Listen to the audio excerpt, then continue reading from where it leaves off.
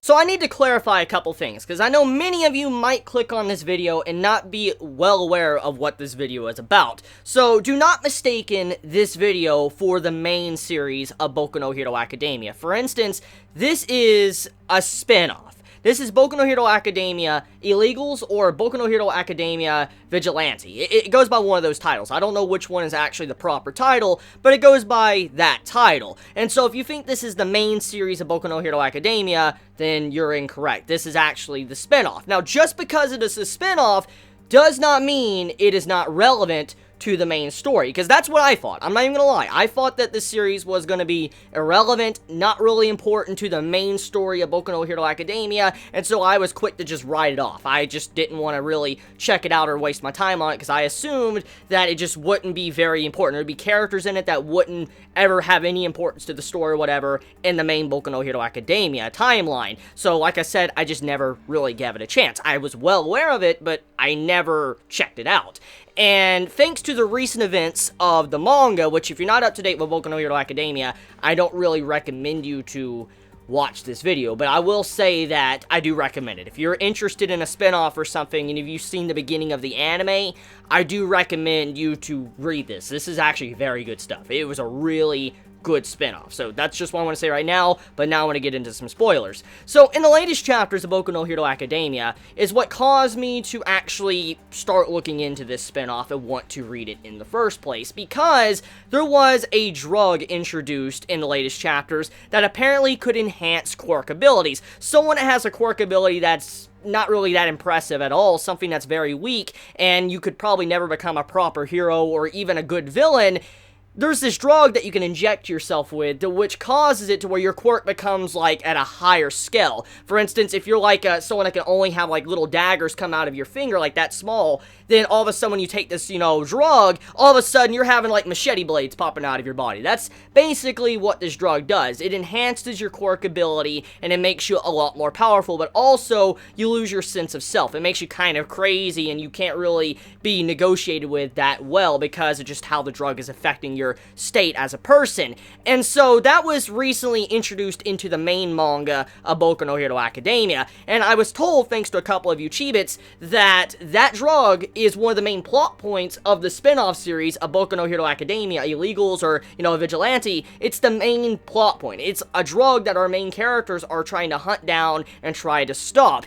And so that's why I caught interest in this. I'm like, wait a minute, so you're telling me that Horikoshi, the main mangaka of the original Boku no Hero, he is bringing stuff in from the spin-off series. So that means that the spin-off series is very relevant. Like, it's super, super, super relevant, and that you probably need to read it to understand what is going to happen in this upcoming arc, and also understand some certain nods that Horikoshi is doing towards this spin-off series.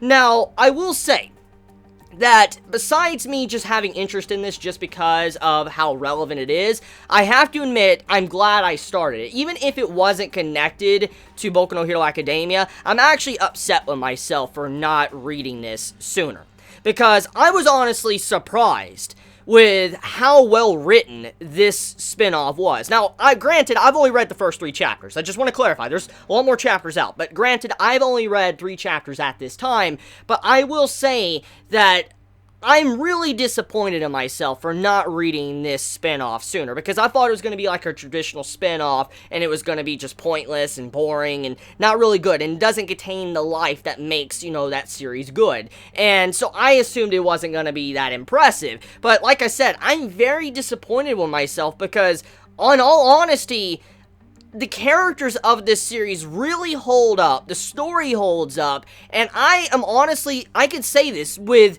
100% confidence, that the starting point of this series definitely remains true to the starting point of Boku no Hero Academia, what made that series so great. But in fact, the way this series is written, it's a little bit more darker. Like, it's a darker take to the story of Boku no Hero Academia, and kind of let me explain the differences here. As we know, with our main series, Boku no Hero, it has to where we follow our main male character, Izuku, that wants to become the #1 hero. He gets All Might's power, one for all. He tries to help everybody out. He goes out of his way to make sure he can, help everyone out, save the day.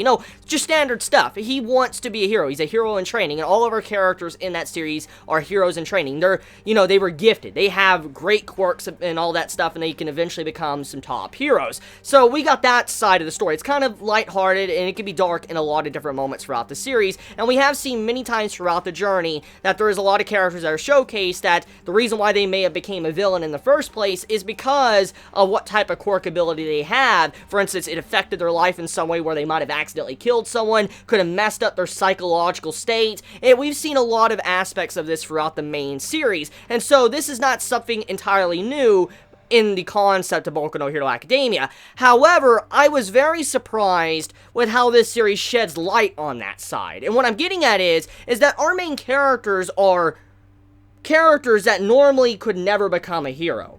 Like, our main MC, he is someone that does have a quirk, so he has a better starting point than Izuku, but he wasn't lucky enough to meet All Might. He wasn't lucky enough to have someone to gift him something that made him stand above everyone else, or have the chance to stand above everyone else. Our MC was never really like that. He never had that chance at all, which shows a grimmer aspect of what could happen if someone had the same dream as Izuku, but he could never accomplish it. That's kind of what our MC is of the Boku no Hero Academia spinoff. The main character is very similar to Izuku, maybe not in terms of intelligence, because Izuku has shown traits to where he takes a time to learn and study many different things, and that's a big trait about his character. However, there is some similarities as well. Even though he's different in some ways, there is some similarities to the MC of the spinoff, and that he also wants to be a hero. He has a lot of passion, but at the same time, he's at that point to where he's like, there's just nothing I can do. And so he's accepted defeat, and he realizes he can never become a hero, and so he hasn't even tried. There's no way he could pass the hero exams and be like Izuku or anything. So he pretty much said, it's pointless, I'm done. And so he just gave up. Even though he still does his thing, he still helps out people, he helps people on the street and all that, he can never become a official pro hero. He can never become that at all. So he gave up his dream, but he still helps people out, but he can't do the big work that heroes do. So in a way, he's not getting paid. He's not doing anything. He's doing it out of the kindness of his heart and the passion he has for being a hero and wanting to just help people out. Now, that right there just showcases some very, big similarities to this series, the main series and the spin-off, but also the differences as well. Let's look at one of the biggest reoccurring themes of Boku no Hero Academia, which popped up thanks to Stain. Now, it was already there since the beginning, like the first major arc of Boku no Hero, but thanks to Stain, it made all of the readers realize what was really going on here in this world and what was really wrong with heroes in this series. Many heroes were very scummy. They weren't really doing it as, good people. They weren't doing it to be heroes, in fact. Many of them were doing it because they wanted money. They wanted that wealth. They wanted that power. They wanted status. That's what many heroes wanted. They didn't really care about the passion of being a hero. Now, don't get me wrong. I do believe heroes should be paid. I mean, if they do good work, they help out civilians, all that, I believe they should be deserving of a reward. However, this is where it goes into that gray area. Many of the heroes, they had a darker side to them. They do not necessarily care about saving people. They'll even throw people under the bus or let people die just for they can get, acknowledged more once, the villain ramps up and gets crazier, and when they stop the villain, they get more publicity, and then it makes them look better. And so because of this, many heroes were allowing people to get injured, hurt, die, whatever, just for they can get, better status, because when they go in and save the day, obviously people jump for joy and say, holy crap, you're amazing, and all that. And that's kind of what was going on here, what Stain was trying to show to the world of how heroes are, and what makes All Might so different from the regular hero in today's society, because All Might, he was doing it for the people. He was helping everyone out, saving everyone, and he wasn't really doing it for anything else but that. He just had this passion to be a hero. But a lot of heroes, for instance, like Endeavor, he cared more about his status and being well known than anything else. And so that, entire line right there was shown what is really wrong. And so our characters that are like the main heroes of Boku no Hero Academia, Vigilante, they are people that can't get paid. So, in a sense, they're in a better position. Like, they're even more of a hero than our main characters. Because when they are going out of their way to save people, they're actually doing it because they have passion to save people. They're actual legit heroes. Now, some of them might have their own reasons, and a lot of these reasons could be borderline, villains. Like, they could be borderline villains. All these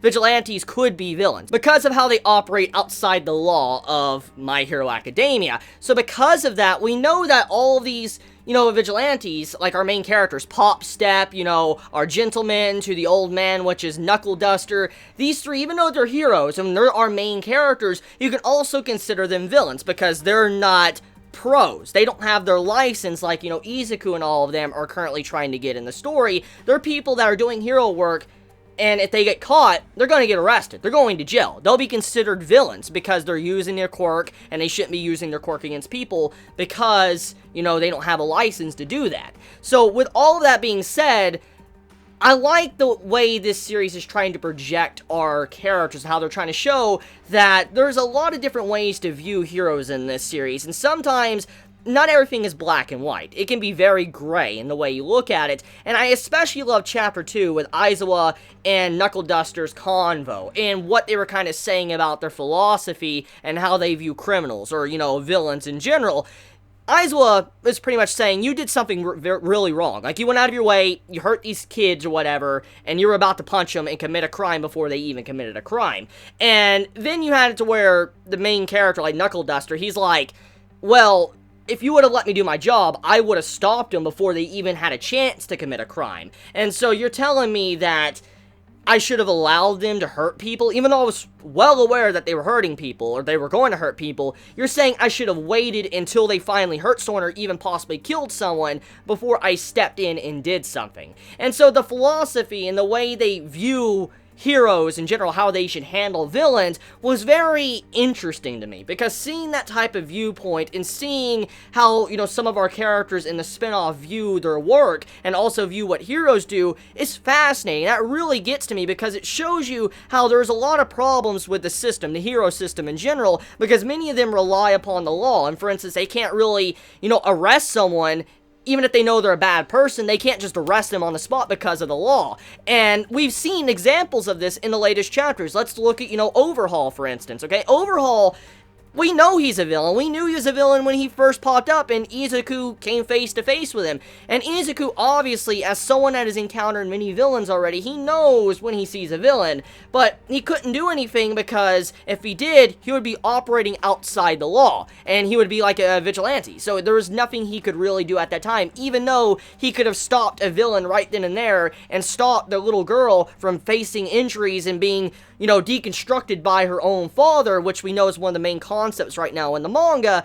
If Izuku would have stepped in, he would have treaded that line of being a regular professional hero into being a vigilante, like how our characters are in the spin-offs. And so that shows the core difference here in the problems with the system, with the laws, and how our characters of the spin-off, since they're operating outside that law, they can do things that heroes cannot. So, interesting. Very interesting series. I like the way this series presented that, and I really am fascinated with the writing so far. I don't really honestly mind that this series is, a spin-off, and I'm rather impressed about that. I would honestly read this series even without Boku no Hero Academia. Like, let's say Boku no Hero Academia wasn't a thing, okay? This wouldn't have been considered a spin-off.